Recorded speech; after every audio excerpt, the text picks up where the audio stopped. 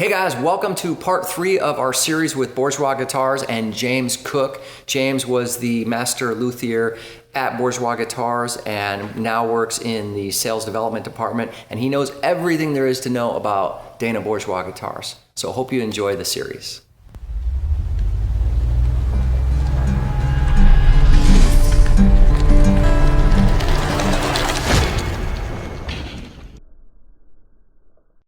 Heartbreaker Guitars had James Cook of Bourgeois Guitars come all the way out to Las Vegas, Nevada from Maine, and it was awesome to have him in the shop.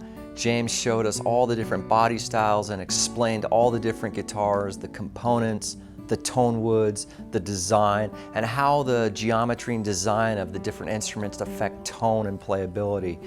He was awesome. We showed him all around the shop, had a great time. James explained to us all about the history of Dana Bourgeois Guitars, and it was just wonderful to have him in the shop. We got a chance to play a bunch of different Bourgeois guitars, listen to them, have James explain all the differences between the guitars, and it was just a really awesome time. Even had him come out and visit our open mic that we did on Thursday. It was a fantastic time.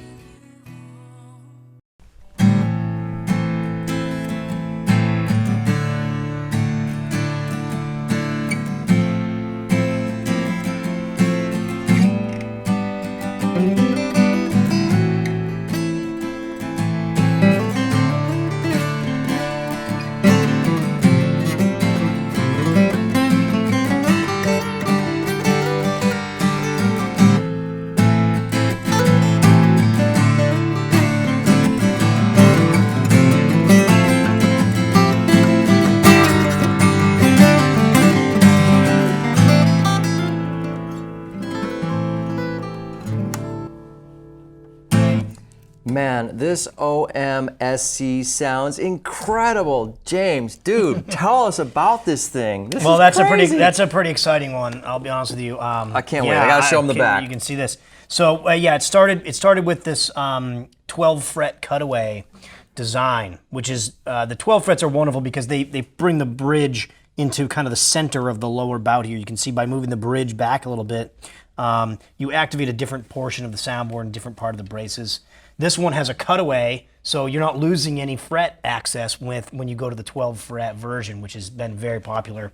Wood-wise, this one started out with an unbelievable set of koa.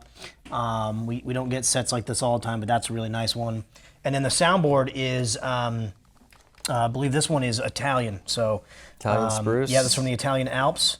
And it's a very, very light, very, very stiff soundboard, which is what we're always looking for. This one is built on the DB Signature trim package, meaning it's got wood bindings and it's got this 3-color herringbone trim here, as well as a wooden rings in the rosette. Question about the DB Signature. Yeah, sir. Does it or does it not come with a standard inlay package? It does. Okay. This guitar is fully customized, and that was one of the things that got pulled off of this guitar. They wanted just a clean fingerboard look. Yeah, we've been getting more and more requests from fingerstyle players for the blank fingerboard. For whatever reason, they really like it. DB Signatures normally come with a slotted squares and diamonds pattern, and the pattern's a little bit different depending on the size of the guitar, and they're usually made with bone. This thing is a stunner, James. I swear. Gorgeous. Anyway, Mike, what do we got here? We got a small jumbo, looks like redwood, and show us the back of that thing. Okay, so here we've got a small jumbo with an incredible redwood over. Let's take a look at the back of that thing, Mikey. That is Brazilian walnut. And James, as you know, you guys only had 3 sets of this. We bought all 3, and you can see why. That thing is... Yeah, it's really incredible stuff. Really great tap tone, nice, good tonal profile. It looks wonderful, it works wonderfully, and it sounds incredible too. Now, everybody talks about Brazilian rosewood, okay? Right. Here, Brazilian, people's eyes light up. What is it about Brazilian walnut? Tell us a little bit about that wood. Well, Brazilian walnut is, again, it's more of a common name of a different tropical species. And what happens a lot of times is it's just a commercial classification. Mm-hmm. So the name itself just means it's kind of dark and has some walnut type color, and it's from Brazil. Brazilian walnut. It's not related to a walnut tree. This is actually a much more close cousin to like a cedar. For those in the viewing audience, you can't smell this guitar, but it will stink up a whole room with that wonderful cedar smell. I shouldn't have said stink up the whole room. It will, Fill the room. Fill the room, right? This example. But one thing that was really cool about working with you guys on this particular wood was that you ordered a bunch of different guitars in different shapes and sizes. So we got to really put it through its paces and see what it could do. This example is just as good as the single O version. I think it brings the same thing to the guitar as far as that, really rich mid-range sound. Would you agree that I would very easy? Some woods aren't very easy to balance when you're actually working the wood. This stuff is a fairly uncommon tone wood for guitar making, but boy, the results speak for themselves. I couldn't be happier. Mike, let's hear it, man.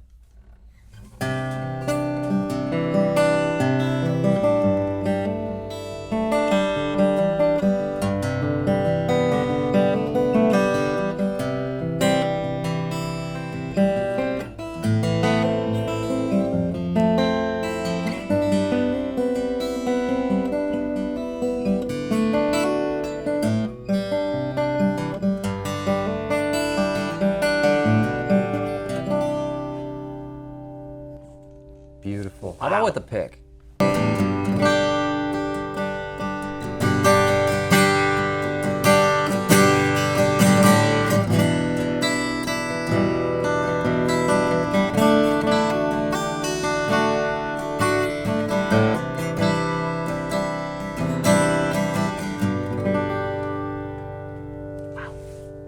Amazing. Let me trade you.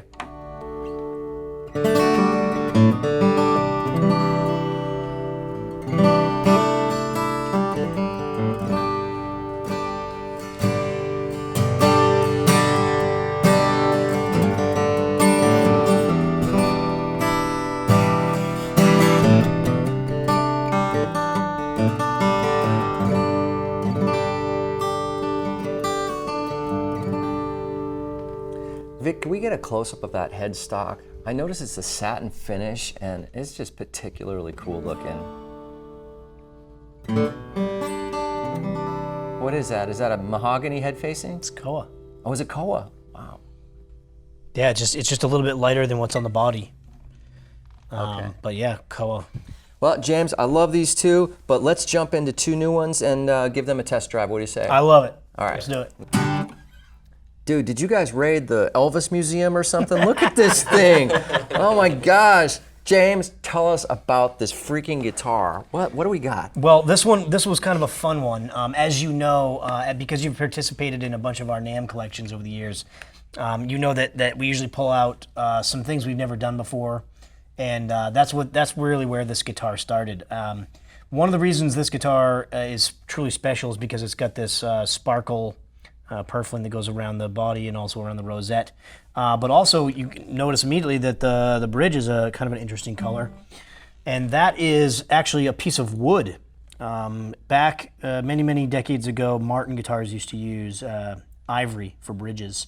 Obviously now since the ivory ban, we can't do that anymore. And so we've been searching around. We've tried about 10 different materials to get an ivory substitute. And we finally arrived at one, and this is holly wood. So that's a piece of wood with finish on it. It looks like ivory. It sounds fantastic. And then we decided we needed to kind of class up the rest of the guitar around it.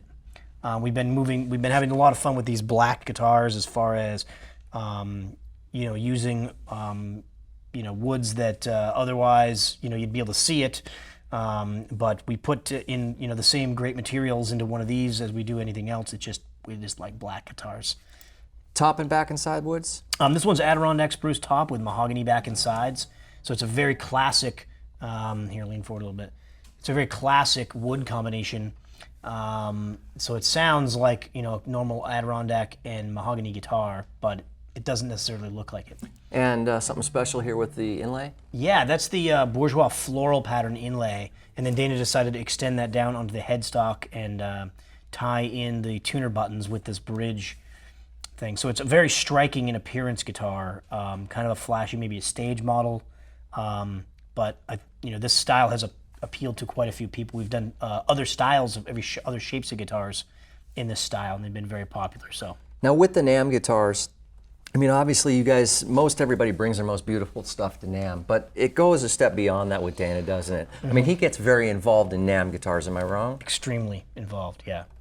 It pretty much completely consumes us from the time we start the guitars to the time we've been home from the show for a couple of weeks. It's pretty much all hands on deck. We call it the pressure cooker of NAMM. So, you know, usually we're trying to build a guitar that's just outside of our comfort zone, trying to push a few new things, push some new designs to get them where we want them.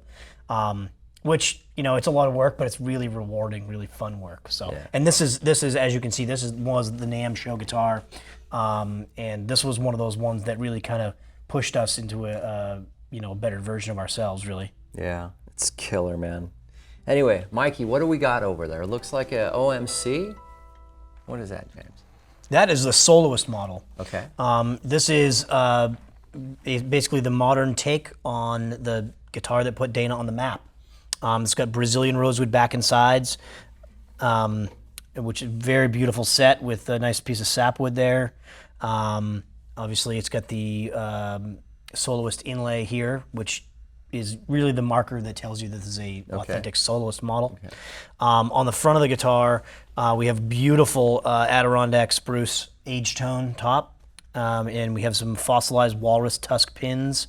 As you can see, pretty immediately, the guitar is not heavily ornamented. It's not really flashy in the sense like this guitar is. And the idea there is that these guitars really speak for themselves. The tone of a Soloist model is really the flashy part of the guitar. And I'm sure if Mike will play us a few notes, you'll see immediately that it's a very, very articulate, very accurate guitar.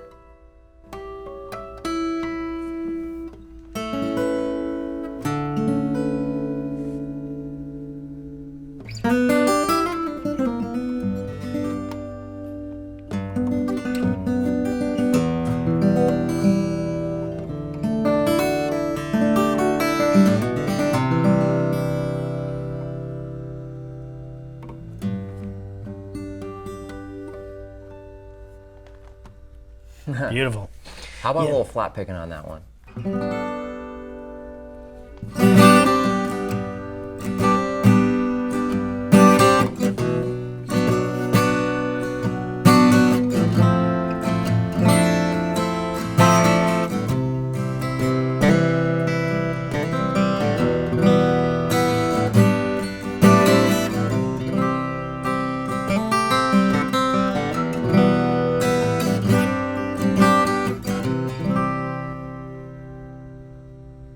Can we hear this Elvis guitar? Yeah, sure. The Elvis guitar. Does it sound as beautiful as it looks? Oh, I'm sure it does.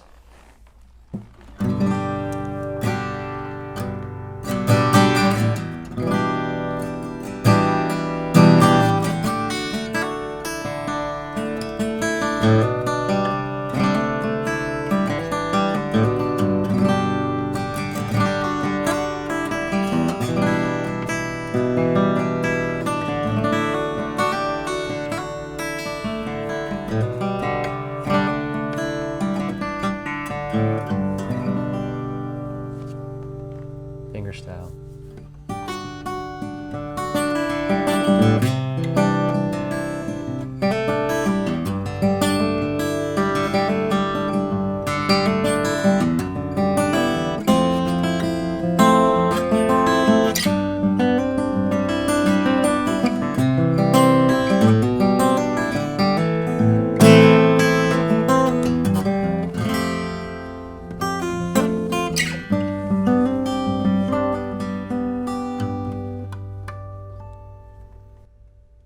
Wow. Beautiful. Beautiful, but very different. Like very different. This one sounded really open and really bloom. This one had like a real tight attack, really focused. Yeah, this would be like a, like a Folsom Prison type of chucking along trucking guitar, like a great rhythm guitar. These short scale small jumbos really excel at that. Vocal accompaniment, very, very smooth, even response. and also great rhythm guitar. You can play lead on it. You can play pretty much anything on it. And it was really a great point you made to play different styles on different guitars. You sound wonderful. We often describe the Soloist as a finger style guitar, but that's just kind of what it excels at. You can strum it, you can flat pick it, you can kind of do anything you'd like on it. But it stands out with the finger it's important to not pigeonhole guitars, in my opinion, because they all have their own little character and their own little personality.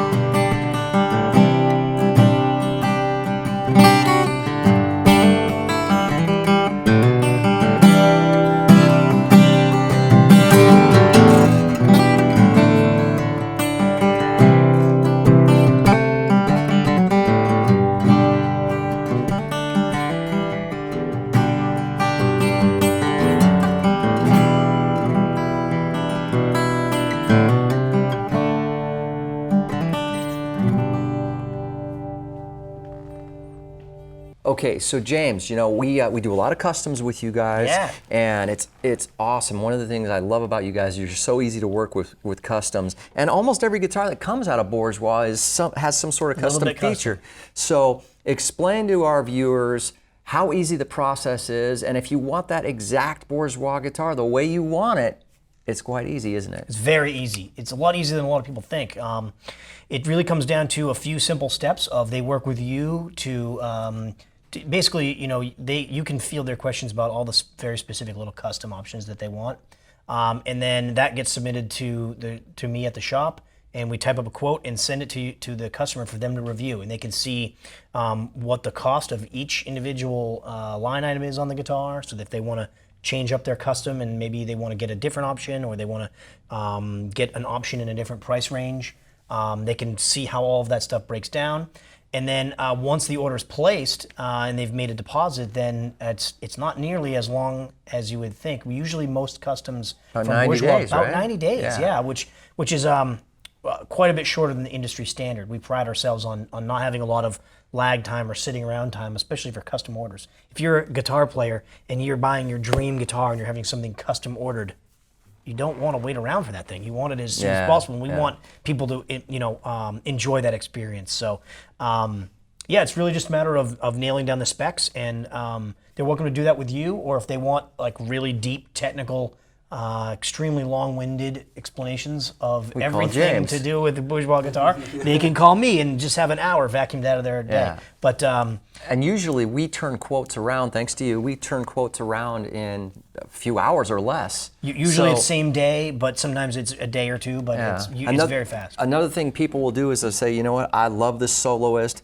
but I want it to have a wooden sound hole rosette, and I want these different Waverly tuners. No problem. We'll take this guitar, we'll make those changes, give it to you, turn the quote around in, what, couple hours tops? Usually same day. Yeah. And so the process is very, very easy. And really it's just, if you don't know every last little detail of what you want on your custom, you can start with some general building blocks, like a body style and then a trim style. For example, Soloist style or signature style. Right. And then from there, we just we agree on a price, and it's ready to go. Usually the guitar gets started within a few weeks of the order confirmation. And, basically you can call in at any time and find out where in the production your guitar is and whatnot. Certain woods, you can select the woods from photographs. Certain woods, we can't do that just because the volume of it is, we don't have the manpower to do the volume of it. But for example, for Brazilian rosewood, if somebody wanted to see what the wood looks like before pulling the trigger, it's no problem. Just all you got to do is ask. And if I could leave anybody with one thing about Bourgeois guitars is just ask. If you don't see it on the price list, if you don't see it on the wall at Heartbreaker Guitars, just ask. Reach out to myself or reach out to Brendan, and you'll get the answers. And there's quite a few things you can order that aren't on the menu. Yeah. A shocking number, maybe even more things that aren't on the menu. And you're the chef. I'm the sous chef. Dana's the chef. Yeah, I'm the sous. So Covered your ass there. was that, yeah, I know, right? All right, thanks. Was that a test? I passed. Anyway, well, James, I want to thank you for coming in and spending all this time with us. You traveled all the way out from Maine, dude. Thank you very much. I've wanted to come Learned here a for lot. years. I've been trying to come down here for years. Thank you guys. No, thank you. Really very much. appreciate it. Absolutely. So anyway, it's Brendan, James, and Mike, and Toby. Toby awake? Toby's He died for a giving you the second bell. run. Anyway, we're signing off from the Heartbreaker showroom. Guys, thank you for watching. Don't forget to hit like and subscribe, and we will see you next time. Hey guys, if you missed any part of our series with Bourgeois Guitars, just go back and check out. We have 3 parts, part 1, 2, and 3. So do check out the lengthy interview with James Cook of Bourgeois Guitars. Thanks for watching.